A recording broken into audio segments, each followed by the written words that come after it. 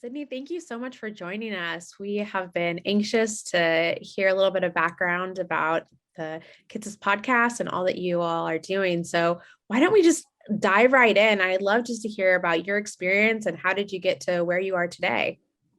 Yeah, absolutely. And thank you so much for having me on board.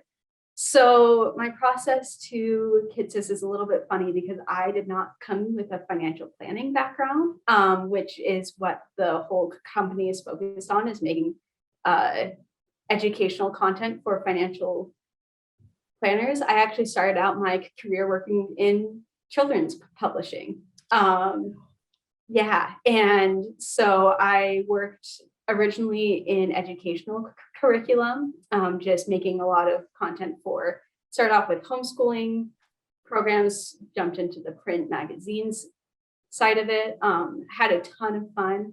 I have a lot of respect and love for print publishing, but especially for children's publishing still, because it requires kind of those iterations on being really clever and being cute and fun, and you want to be engaging but not condescending and empowering. And it's just like, it was a really great place to start off. Yeah, and then through that, so the homeschooling company that I started at, they experienced a ton of growth in a really short amount of time, and they needed managing editors to just kind of help fill slots, coordinate all the projects. So that was what I started doing fairly early on, was just working with all of the other editors that had been hired as contractors and just sending things their way, helping to get feedback. And that ended up being really positive. Went in and did a few stints just working with a little bit more on the journalism side, on the app and media production scheduling side. And then I kind of ended up landing at KidSys at KidSys.com. It was a funny way where COVID obviously just makes new plans for everyone. But so now I'm the managing editor here, and I handle all of our front facing engagement, which is basically all of our free stuff. Which, I mean, you've written for us, it's a lot. So that's 3,000 plus words articles a week that we run every Monday, Wednesday, and Friday. That's a podcast every Tuesday, and then a second podcast every other Thursday, on top of like social media management and all of that. And then I manage an awesome team of writers, editors, podcast producer, graphic designer, and all of that, to obviously help me with all of that. So it's a great team, and we definitely keep ourselves busy. It's incredible. I mean, I know before we were talking and I was sharing that there's been so many individuals that I've talked with that are just in awe about what all, just the amount of content, but it's not just about content, but how rich it is, right? And how much value you're putting out there, and every piece is so thoughtful. And I can personally share that, having, worked together, going back and forth on an article. And I mean, it's a lot of work, but things that look easy usually aren't easy, right? So which is what we're excited to get in today. I know there's so much content that you're covering, and the focus today will really be on the podcast. And I know that is a maybe new in the world of kidsist.com, all things relative. And so, yeah. Why did you all decide to start a podcast? I mean, I heard there was some chatter about possibly starting one, it seems like there was kind of maybe crowdsourcing or interest in that, but what was a trigger for you all? And yeah, how did you get the ball rolling? Yeah, so that's a really good question. I think it kind of started from two things. Is we're a very data oriented company, so I think there was a certain degree of like, a lot of people are doing podcasts, they're having a lot of success with their podcasts, and so on. I think that another second aspect is that Michael's brain never stops running. I think that if Michael had it his way, and I was also twice as smart, we would have like 800 new things going live on the blog all the time. Fortunately, he works with my limitations there most of the time. But I mean, I think that the kind of ironic thing with choosing to jump into the podcast was Financial Advisor Success was started in 2017. Mm-hmm. At that point, we were like podcasting had gotten big like 5 years before that. Mm-hmm. So relative to the whole industry, we were really late to the game. So at that point, it was pretty easy to look and point and start to realize like, oh, people have had a lot of success with it. And, like the actual mechanism to trigger it was literally Michael just pulling together like a list of his friends and starting to just iterate, and I don't think until you really get in there that you can figure out if it's something that's sustainable or feels natural or something like that. Like you can flesh out like the process side and start to figure out all the stuff that you would like to have. Yeah. But until you jump in and you start to figure out like, oh, what do those conversations actually feel like? Then it's just kind of the idea of it sounds neat.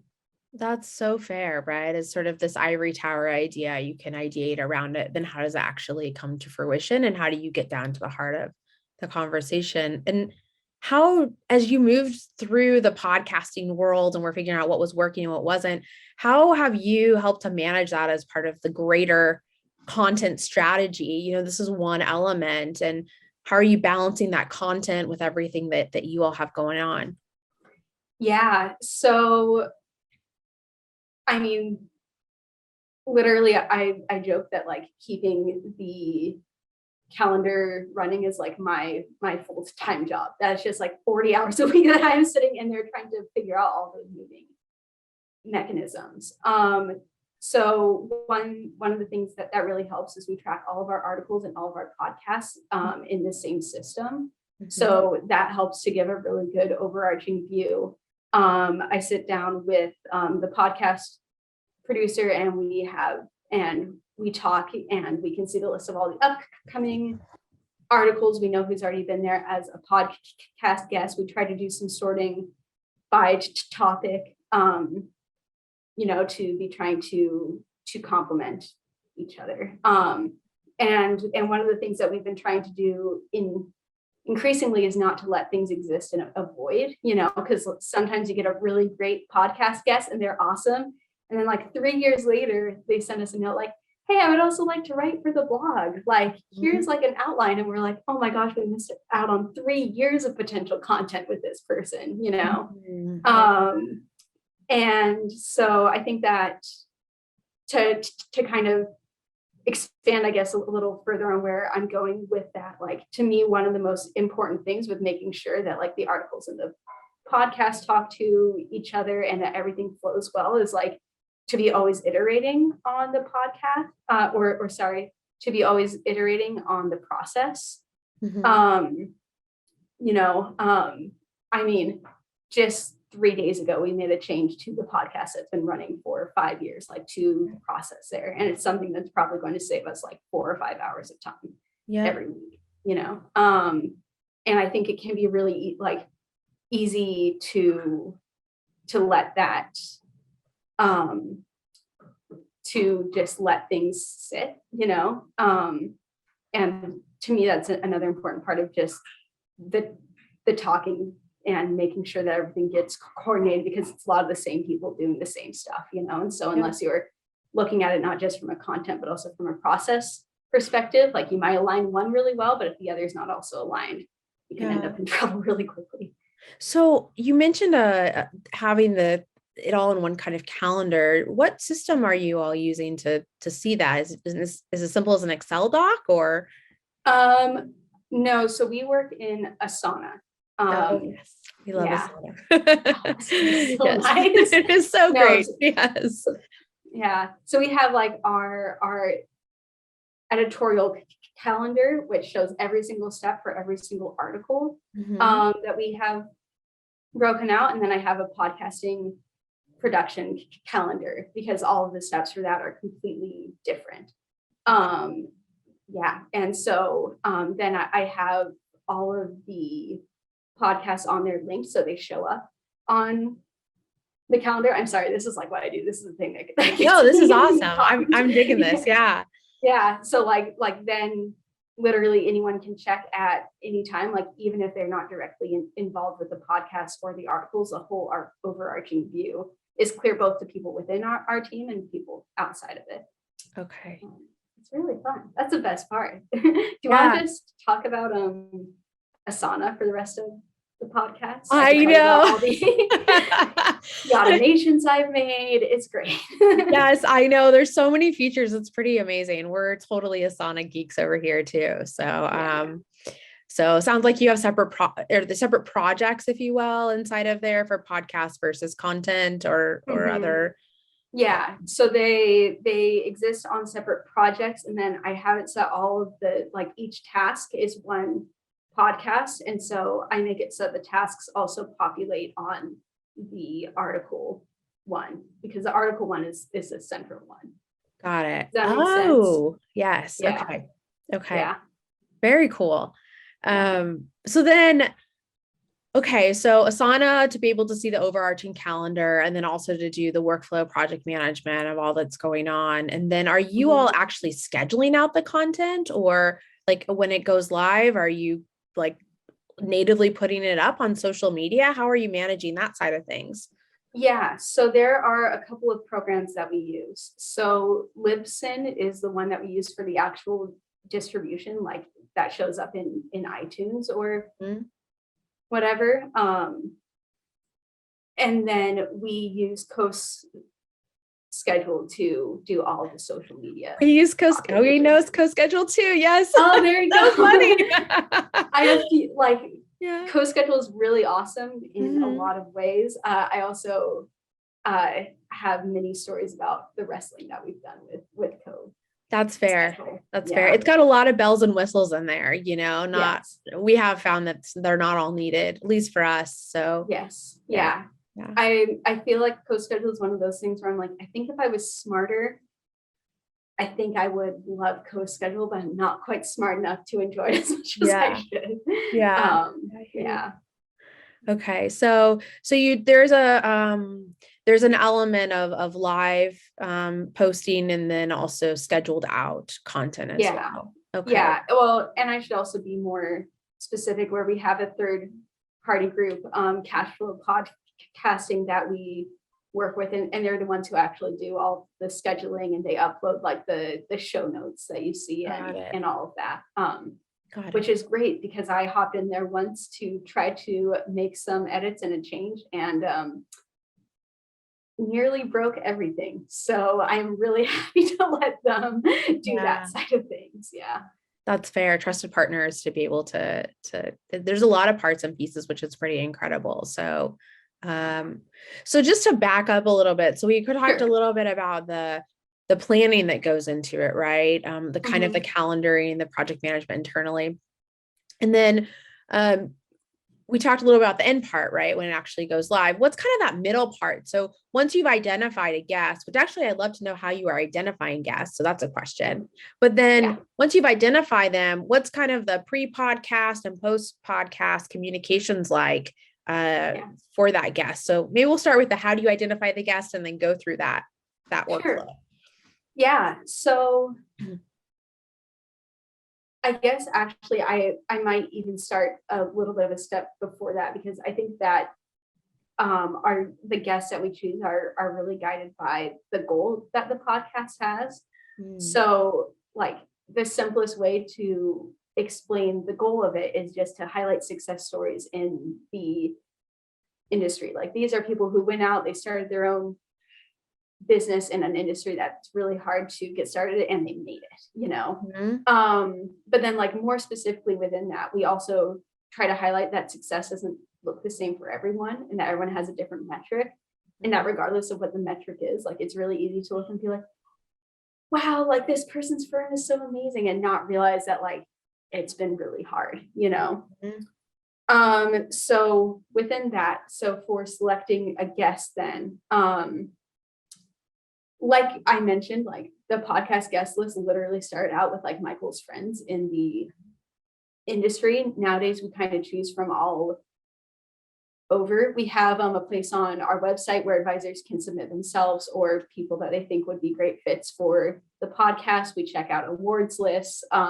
when I went to the XYPN Live conferences last October, I think I found like 2 or 3 podcast guests that I was more or less secretly sleuthing for. Yeah. But like ultimately the reason that we look in so many places is because what we're really looking for is less of like the person and more of the story, and if you're only looking in one place, you miss out on like this whole spectrum inside of stories, because every spot has its blind spot. So what we really do is look for someone who has achieved success, no matter what that looks like. We have interviewed consultants, people who have started their own firms and are making millions, people who have started their own firms and are making like 100,000 a year, like people who have enterprise level firms, people who are just solo, but everyone has a really unique thing that kind of led them on their path to success, like whether they have a unique business structure or a niche that is just like bonkers.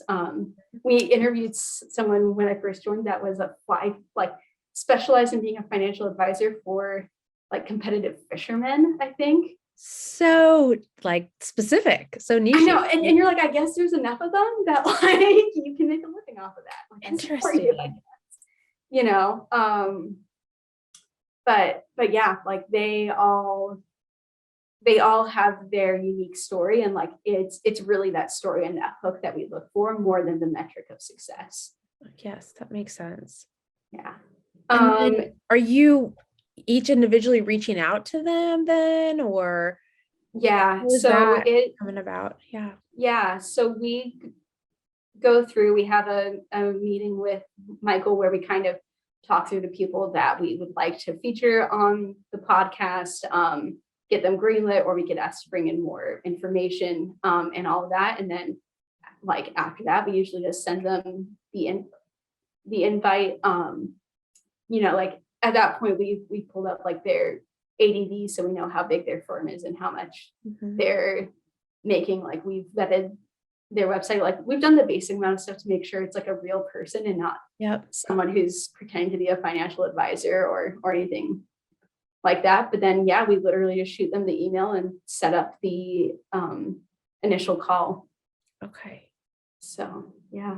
And then what's kind of the lead time like? I mean, what's, I guess, the lead up? You have your conversation, and then kind of how does that go? I mean, I know, for example, with the article, there was a lot of lead up work, and then it was, I mean, it's 4 weeks, 6 weeks, 8 weeks, sometimes out before things go live, right?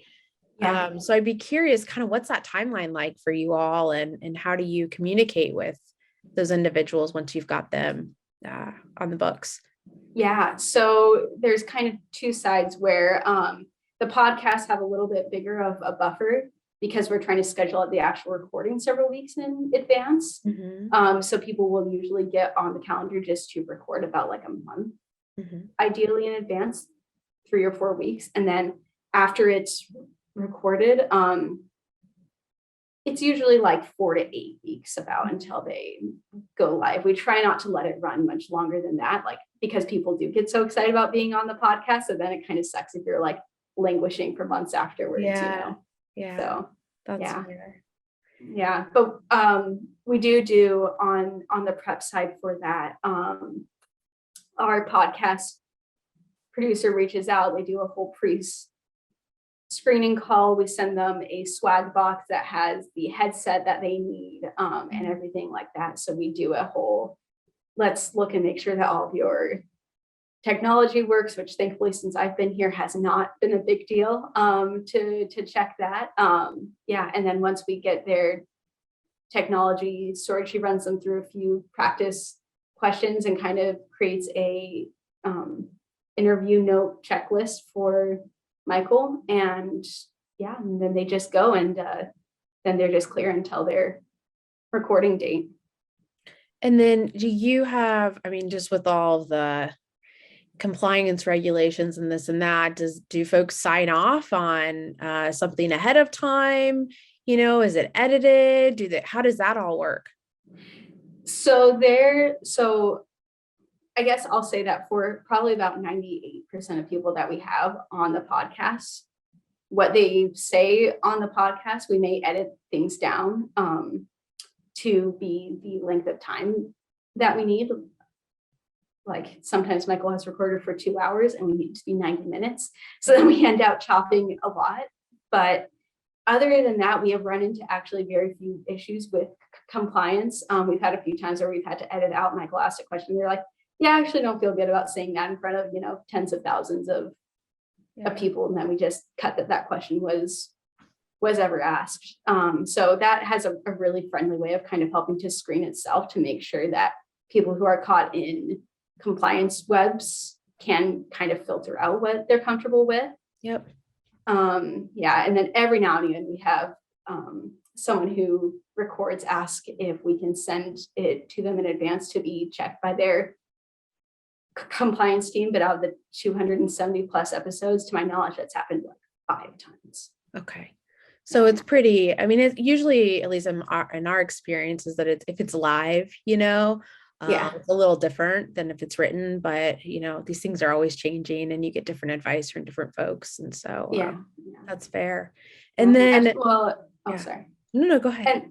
And then I think that a key aspect of that also helps is, I think at this point, when a lot of people come onto the podcast, they know what they're in for, which is Michael will ask them very in-depth questions about them and their firms. So there's probably a certain degree of self-selection there going on as well, where the people who agree and show up are the ones who are really comfortable with being really transparent, which really helps.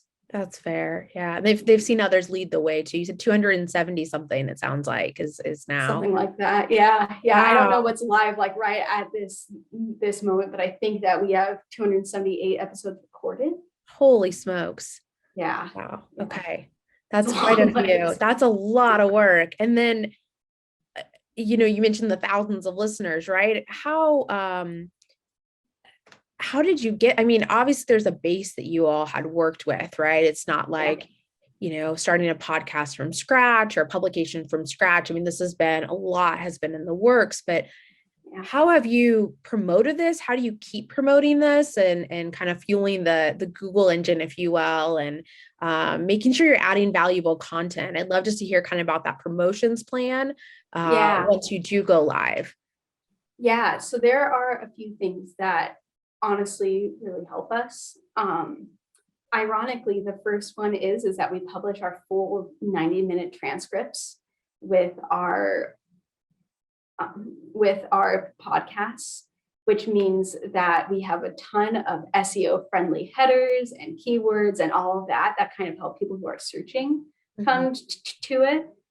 Another aspect that helps is whenever we feature a big guest on the podcast, we get a huge jump in listeners, and then the spike never fully comes back down. So, like I'm sure that you'll get a spike with me. I'm known and respected by tens of people. So, that's the help that I will give. But like, I remember that when we interviewed Matthew Jarvis, who is really big in the financial planning industry, and he gave us a spike where I think it was the first time that we broke 10,000 downloads on a single episode. Holy smokes. And then it did go down below 10,000 again, but it stayed, probably 2,000 higher than it had been previously for weeks afterwards. And really we found really consistently that if we can get people excited about being featured on the podcast, and if we can give them tools to share and to promote it themselves, and even just communicate that we're excited that they were on the podcast with us. Like it's a process and a little nerve-wracking to sit there and get interrogated for like 2 hours, then that has almost become our best promotional strategy. Building that community.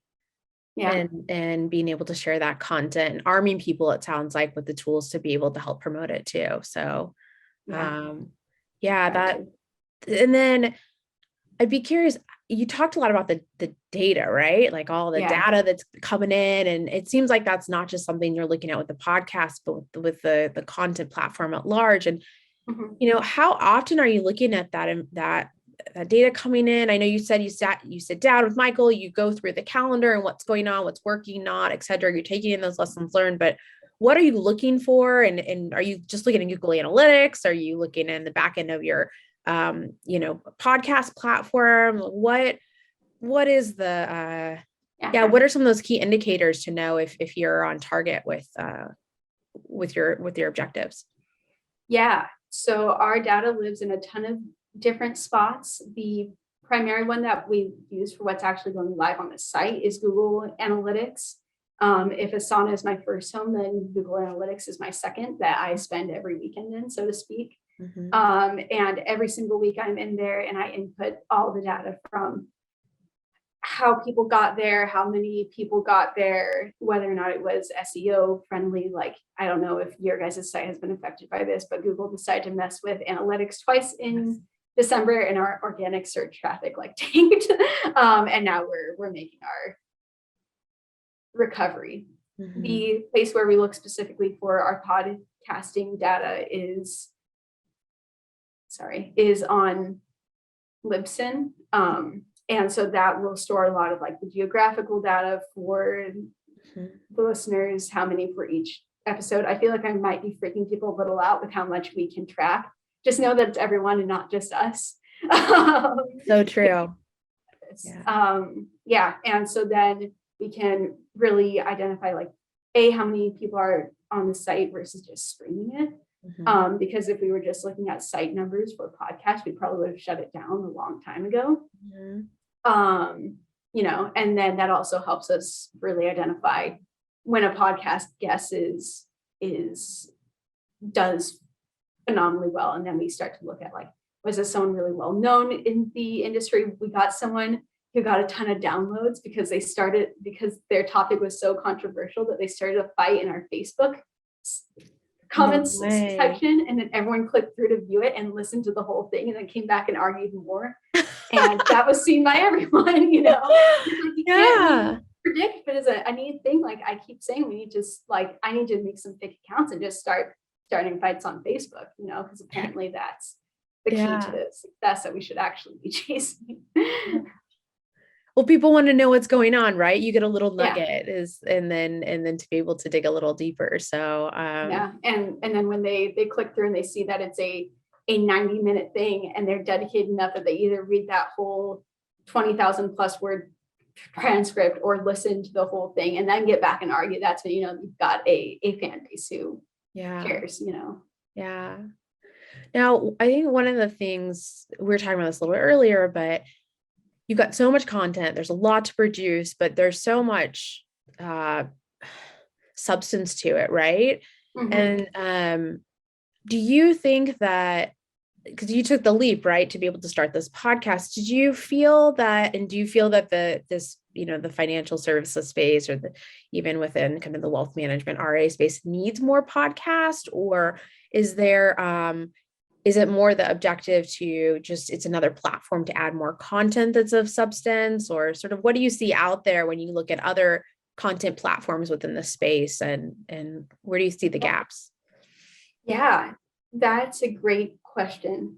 So, and I'll admit that I'm a little bit biased in my answer because, as it's probably clear at this point, I'm a very story-oriented person. So the perspective that I kind of lead with, first of all, is that there's absolutely room for whatever the story is that the person has, whatever their platform needs to be to share that, and I wouldn't want anyone to shy away from at least trying to get their voice out there because they feel like everything is over saturated. Like, I find that people really underestimate what makes them unique because like I have to live with me 365 days a year. So like in my mind, I'm a pretty average person, but I did mention the tens of people who respect me, and who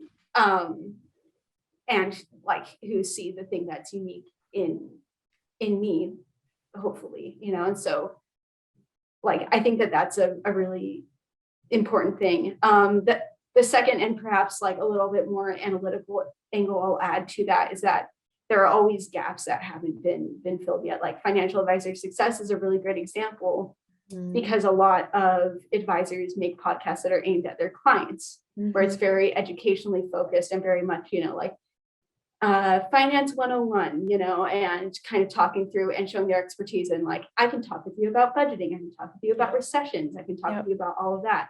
And I'll admit that's a pretty darn full space. Financial advisor success is great because it's actually not aimed at clients. It's aimed at other financial advisors and kind of creating that space, but like where I see a lot of gaps in particular is like, the financial advice industry is 80% male and like 95% white, and that in itself means that there are a lot of spaces that just naturally get filled by a lot of people who have the same story, and there are different takes on the industry. Like everyone will have such a unique perspective and on what the industry offers and what the industry needs to improve. Like, and so to me that's one of the most glaring holes out there. But I am positive that I have my own blind spots, and that there's someone who's sitting there like, oh my gosh, obviously you missed that there's this gap sitting right here. Like, how can you not have seen that? It's like, great, well then go and fill that gap. Like you saw it and I didn't, but the odds are is that by the time I find you, I will realize that you are actually filling a gap that I was totally blind to. Yeah. And then what advice would you have to someone or a company perhaps is thinking to start a podcast? I mean, you all have not only just done an amazing job with the podcast, but just the content and the information and so many elements. So what advice would you have? Yeah, so my main piece of advice is my mantra, which is the task is just the task. What I mean by that is I think that people can hear a lot about what I've talked about, and I've talked about subcontractors and breaking 10,000 views and pulling in big names from the industry. And they think like, oh my, like there's an entire team doing this and contractors and fancy programs that I would have to pay for. And like, if in order for me to start, I have to do all of that. Mhm. But even a lot of how financial advisor success started, like there is not a podcast producer, like an entire person dedicated towards just making podcasts when it started. There wasn't even a managing editor to schedule all of it out when it started. Like it started out with a deputy editor that was doing, all the prep and all the editing. And then that has grown into like 3 different jobs now, as things have grown. And so, I think that when you're looking to start a podcast, it can get really easy to get tangled up a little bit in the weeds of all the things to expand into. I think that people should always be looking at their process once it's started and starting to figure out, where they can grow, what they can improve. Like it was just over the last year that we chopped it from a 2-hour long podcast to a 90-minute one. And that like increased our views an immense, or our downloads an immense amount, but in order to be able to make those choices, like first we had to start, and so don't make starting any more complicated than it needs to be. Like it's okay to be investing some things down in it, but like the task is just the task. Making the podcast at the end of the day has all these really daunting elements, but at the end of the day, it's sitting down and having a conversation, then sharing it out in the public, and so don't get daunted by all the big picture things that you lose track of, like what the thing actually is. And then just to take a step back, because it kind of, I think in the marketing world, sometimes, is kind of like going to a performance, right? And things are looking amazing. You're sitting there watching this performance, but there's so much that goes on behind the scenes. We've talked about some of that here. Just, can you share a little bit, just how big the team is? Maybe just a little bit of that. And I know we'll wrap up here soon, but just to give folks a context, some context around what it takes. So on the editorial team, which is what I manage, we have, I'm going to literally count. We have 5 people on it full time, and a special shout out to Alyssa, who is the oft mentioned podcast producer in all of this. And then we have a contracted graphic designer. She's the one who makes like the customized I'm going to completely forget the word. It's a really basic word. It's like The social customized media picture. graphics or Yeah. like Yeah. a The featured customized image or graphics. Yes. yeah. Yeah. Okay. Yeah. All of our customized social and featured graphics for the Yeah. podcast, as well as everything you see on the site. And then we have our contrast with our contract with the cash flow podcasting team. Yeah, so that is everyone that I interact with directly. Oh, and we have a video editor to help with the Kitsis and Carl Okay. podcast, because that's also released in a video Yes. format. So I guess that's 7 or 8 people that I interact with directly. Okay. The Kitsis Is that just team on the podcast side? No. So That's at sorry. large. Yes. So that is everyone who does editorial. People who work really specifically with the podcast. There's me, there's Alyssa, the podcast producer. And then we have Cashflow podcasting, Candace, our video editor. And then we have Ashley Hunter, our associate editor, who, helps prep it in the website, helps make sure it actually goes live on YouTube, and catches all of our errors and all of that before we do something embarrassing. Oh my gosh. Well, it's pretty incredible. And I also just a shout out to you. I mean, it's having worked firsthand with you and just seeing all the back and forth. I mean, it's incredible. The attention to detail, just the thoughtfulness.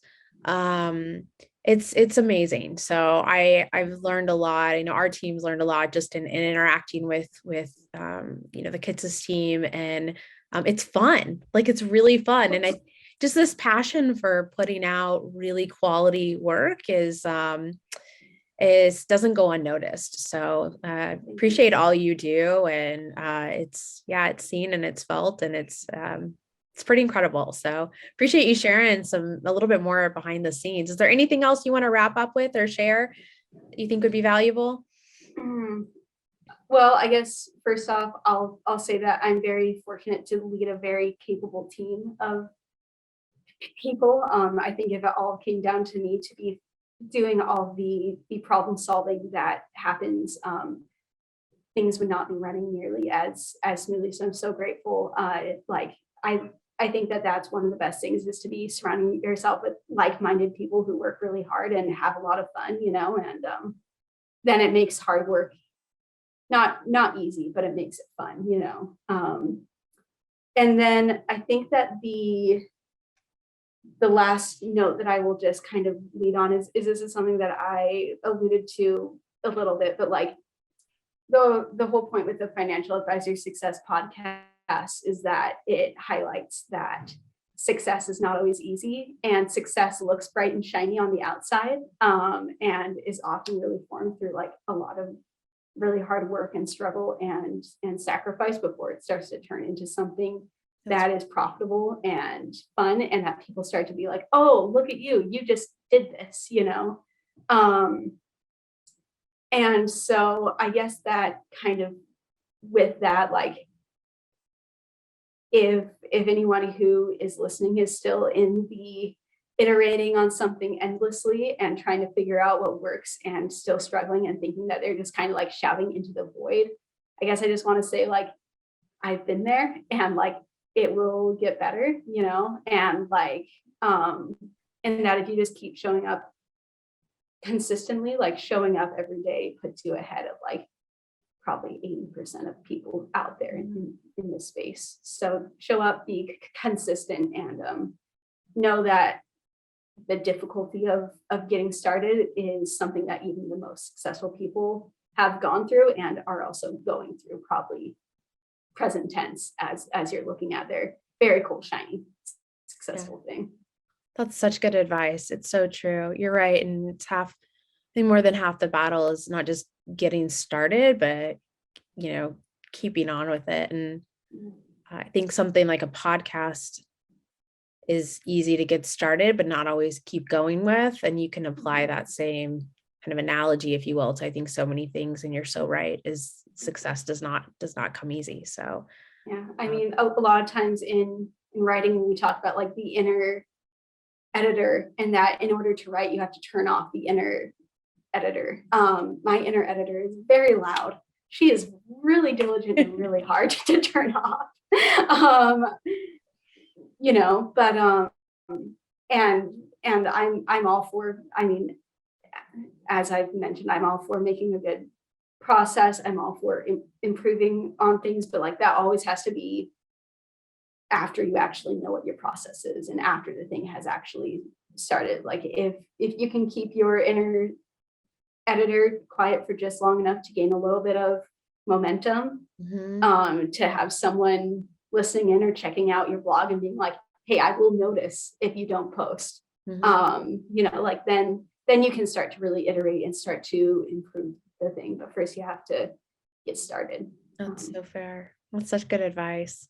Well, thank you so much for taking the time. Greatly appreciate it. And thank you for just sharing some of the behind the scenes. I know that this conversation, I hope this conversation will, impact someone else's life or next steps or just lessons learned. And I think to the themes of success is, it certainly takes a village and a community to learn from each other. So appreciate you sharing the story, not only your story, a little bit about your story, but then the day to day to keep the engine running. So it's pretty amazing. Yeah, well, and thank you so much again for having me on. I had a ton of fun talking through it, and again, if you want to just jump into the Asana conversation sometimes, I'm all about it. I'm all about it. Oh my goodness. Well, thank you again. Appreciate it. Yeah. We'll be talking soon. Okay. Thanks, Lauren.